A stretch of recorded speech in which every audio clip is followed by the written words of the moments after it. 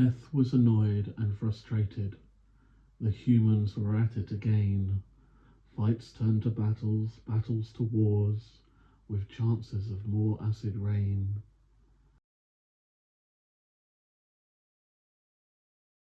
The fish and the birds, the trees and the animals were no part of Death's job, you see. But the humans were his to cull one by one, as long as their will remained free.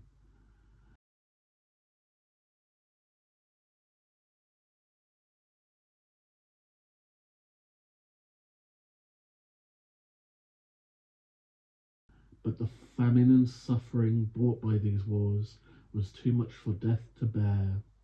So he gathered his strength and broke all the rules, gave them all one final stare.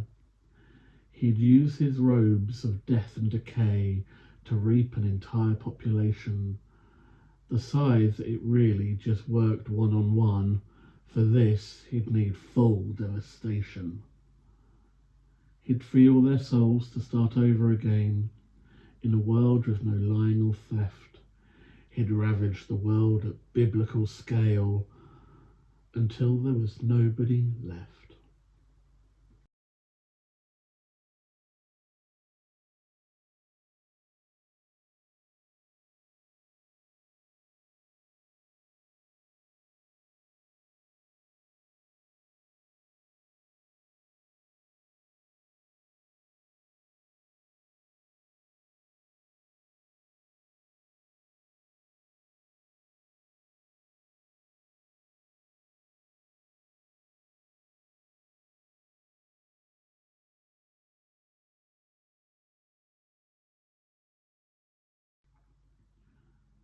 Death pondered the world, now empty of humans, and watched as the sun rose again.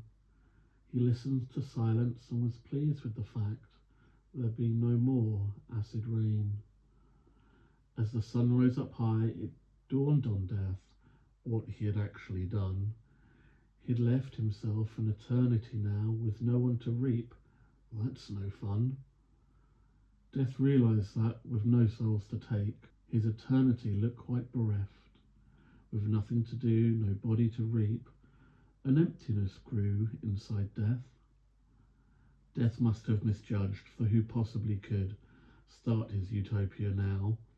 He'd search the whole world if he had to. He must have missed someone, somehow.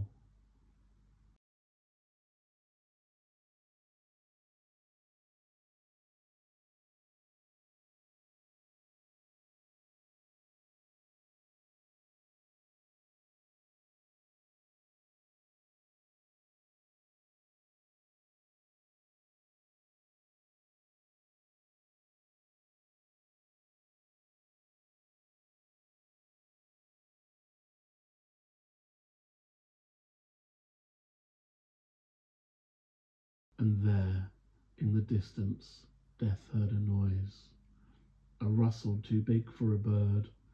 He followed the sound, listening close. What is it that he could have heard? If Death had ears, they would have been pierced. The noise was a high, shrilling cry. He listened intently and thought for a moment. If Death had breath, it would sigh. He happened upon a cave deep below, and saw with no eyes what unfurled. Two children alone, one crying aloud, and both quite alone in the world. Death knew at once that he must leave them be.